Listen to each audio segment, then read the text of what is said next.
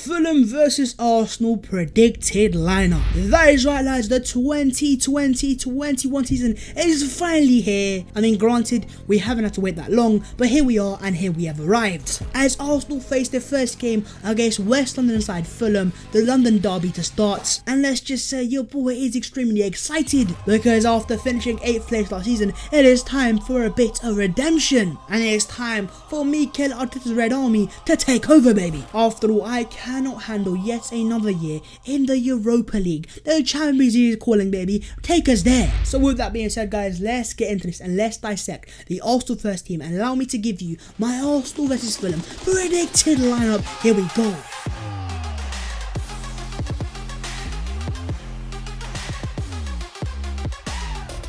Yo, what is up, guys? My name is Babs14 and welcome back to your boys channel. 2020-21, we're here, baby. As always, guys, before we get into the videos, I'm sure to go down there, drop a like on the video, and also do subscribe to the channel if you're new. We are closing in to 24,000. As always, let me know your thoughts in the comments below on what you think the Arsenal lineup should be, and also what are your predictions. Follow all my social media and subscribe to my group channel, The Offsiders. The links are in the description below. But with that being said, guys, it is a brand new season. There's some brand new hope. A predicted lineup is called for. Here we go. Right, starting off with the formation, I'm gonna go for a 4-3-3. Now this is very key and it's time to listen up, Arsenal fans. Yes, we have the 3-4-3, but your boy is not the biggest fan of the 3 at the back, and I just think we don't have the personnel for it either. If we had the fully fit David Luiz, spoiler alert, he's not fit, so he's gonna start, and I think Arteta has made it clear he wants to move eventually into the 4-3-3 once he gets in the right players, and we're talking a bit of party and a war here. But despite that, I still believe we have the right personnel. And in terms of the back 3, yes, it works great when you're on the counter attack up against teams that come onto you, but in terms of Fulham, they are gonna sit back and we need to hit them hard, so I think the 4-3-3 is here and it's time to arrive. But yeah, lads, let me know what formation you would go for,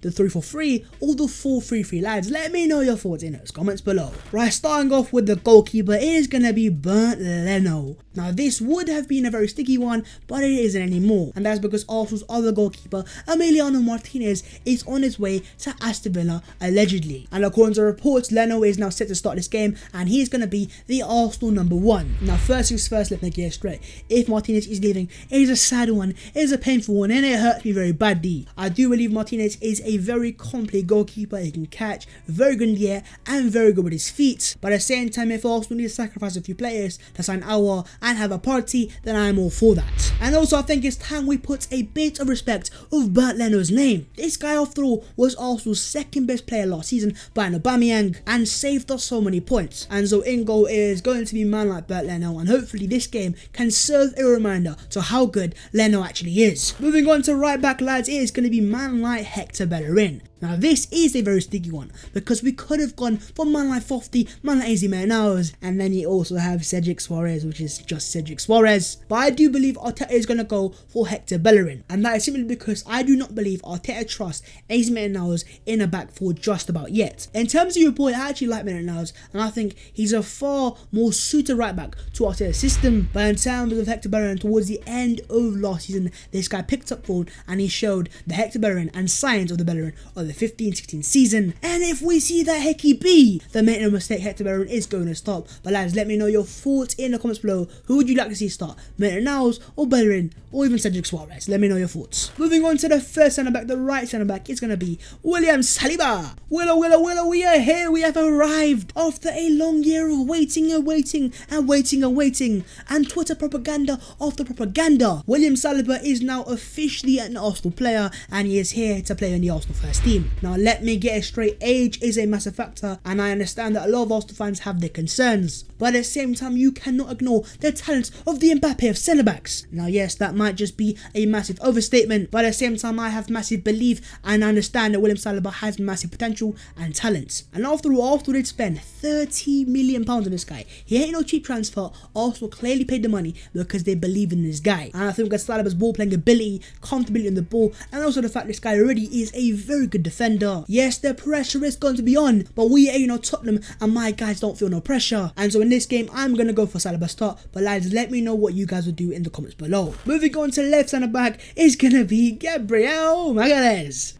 Yo, now I'm getting excited. After all, Gabriel Magalhaes, the guy who your boy can't stop talking about. I've made videos and videos on the centre back, and trust me when I say it, your boy is so excited. In terms of Magalhaes, of course, he is that left-footed, left-side centre back, and that's why this is a no-brainer for me. Again, like William Saliba, age and experience plays a part, and I can't lie, if David Luiz was fit, I think we would have gone for a back three: Saliba, Magalhaes and David Luiz. But with man like David not being fit, I do not trust Rob Holding for a single second, and so that's why I've gone for Saliba and Magalhaes. It's exciting, but also could be very painful. But at the same time, just like Saliba, you cannot ignore his talents, and so it's time to see the second version of the Great Wall of China. Saliba, Magalhaes are starting, and this is going to be very interesting. Moving on to left back, this is very simple. Man like Kieran Tierney. No, it's not going to be Mesut's bodyguard, aka Sage Kalajnak. We do not need a bouncer at left back, I'm sorry. Of course, I was always going to go for man like KT, Kieran Tierney, Tesco's finest. And look, what else can I say? This guy is by far our best left back. Not only is he extremely solid defensively, but going forwards, this guy has everything as well. And I think last season playing in a back three,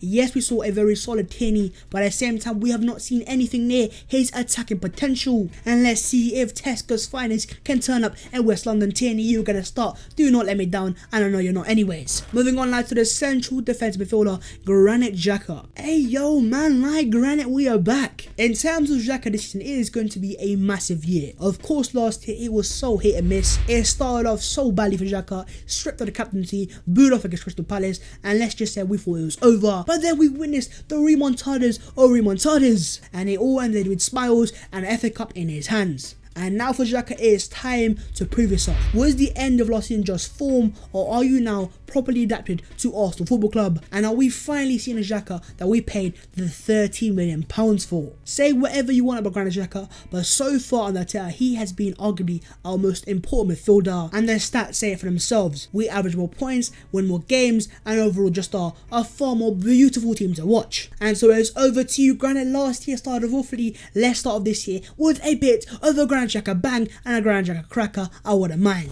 Moving on, lads, to the first attacking midfielder is going to be Dani Ceballos. Now, this could have been a bit of a party, but at the same time, as of right now, we don't have the facilities for that. And so, of course, I'm going to go for Dani Ceballos. Obviously, in terms of last season, he struck a very good partnership with Jacko in the midfield too. And as great as Ceballos was, I still believe he has a lot more to offer. In terms of the Ceballos we saw towards the end of last season, was a Ceballos who was just a great midfielder defensively and just a great central midfielder. But we haven't yet seen the attacking potential Ceballos can offer. We saw a glimpse of it under Emery and a glimpse of it in that goal against Sheffield United. And Ceballos actually has very good attacking numbers, and he's a very good finisher as well. And I've even seen some reports that Arteta is going to use him in a far more advanced role this season. And so, Danny, you're back at Arsenal. You've got the Arsenal number 8. Do not let us down. Get some goals, and let's have a cheeky little Estrella to celebrate as well. Ceballos is going to start. On to the second attacking midfielder, and it's going to be Bukayo Saka. Now, I understand this is very left field, but who else do we have right now? We don't quite have Houssem Aouar, do we? And yeah, we have man like Mesut Ozil, but I don't think he's going to start. And so I'm going to go for Arsenal's Bukayo Saka. Now, not a lot of Arsenal fans are saying right now, well, Saka's a winger, what are you doing? He's not an attacking midfielder. But to you guys, all I want you guys to do is cast your minds back to that game against Brighton. Yes, it has become infamous for Guendouzi and Mope,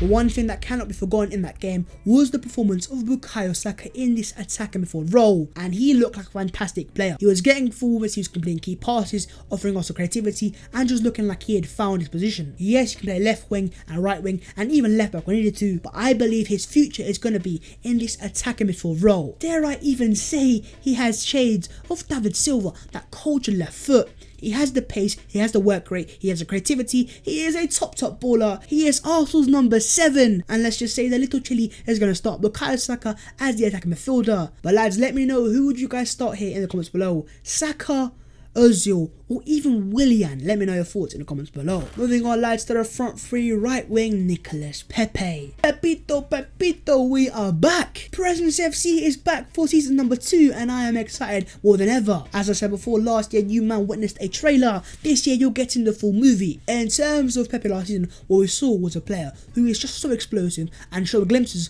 of why he's worth the £72 million, but overall just didn't offer Arsenal the consistency. But at the same time, you have to factor in 3 different managers, Emery, Youngberg and Arteta. It was always going to be hard, but I think what we saw was towards the end of last season, Pepe picked up form, and we saw some key contributions against Man City and against Chelsea, where he terrorised them in the FA Cup final. And I think Nicolas Pepe here, we have a player who is ready to explode, and this year we are going to witness a volcanic eruption of eruptions. And I believe with Pepe having that Premier League experience, the fact that he's used to Arsenal now, he's adapted to Arsenal, he has no more excuses. It is now time to live up to the £72 million. And so now it's over to you, Nicolas Pepe. Let's see the CEO of Presence FC in full effect. I would love nothing more. Moving on, lads, to the striker Alexandre Lacazette. Now this here is a very sticky one as well, because in terms of Lacazette, we have a player here who might not even be an Arsenal player come the end of the transfer window. There have been some reports coming out recently that he could be on his way to Atletico Madrid, and he is open to the move. But at the same time, your boy doesn't personally believe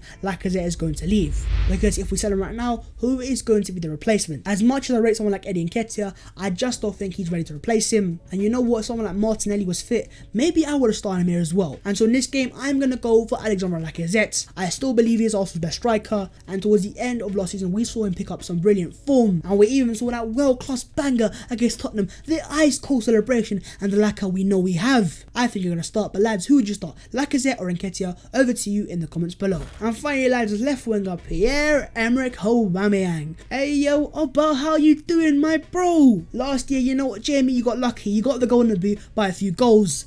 But this year we're coming back, and we're coming back in full effect. In terms of Aubameyang, yes, the contract has been signed as of filming, but this deal was done. Aubameyang's gonna stay, and I said 3 more years of the best striker in the Premier League. EA Sports, I hope you're listening. 87 rating, what are you man on? But yeah, in terms of Aubameyang, what else do I have to say? He's the captain, he's the goal scorer, he's the talisman. He is a world-class striker. He is our best player. Of course, we're gonna see him start. And it is over to Obama. Who? Obama what? Obama, you know the rest, bro. And let's just say your boy is just very excited to see what Aubameyang can do with a bit of creativity. I think in the 3-4-3, yes, he's great in the counter attack, but there's too many games where he doesn't have the creativity. But in a 4-3-3 where he has 2 attack midfielders, I think we can see the best of Pierre-Emerick Aubameyang. And the fact they got 22 Premier League goals with no creativity, just imagine the amount of goals this guy would score with creativity. So Arteta and Arsenal is over to you. Find a way to create, and Oba will score. And so there you go, lads. This is my lineup. Let me know yours in the comments below. But with that being said, guys, I'm going to end the video around there. Of course, as always, if you have enjoyed the video itself, make sure to go around there and drop a like on the video, and also do subscribe to the channel if you're new. Trust me, your boy appreciates all the support he gets. As always, let me know your thoughts in the comments below on your predictions, and also what are your predicted lineups. Follow my social media and subscribe to The Offsiders, my group channel. The links are in the description below. But with that being said, guys, let's end it there and there. It is a brand new year for Arsenal. Last year we suffered a place, but this year we're back, and hopefully Arsenal can give us something to celebrate. Champions League football, I'm begging. I will see you guys next time in a bit.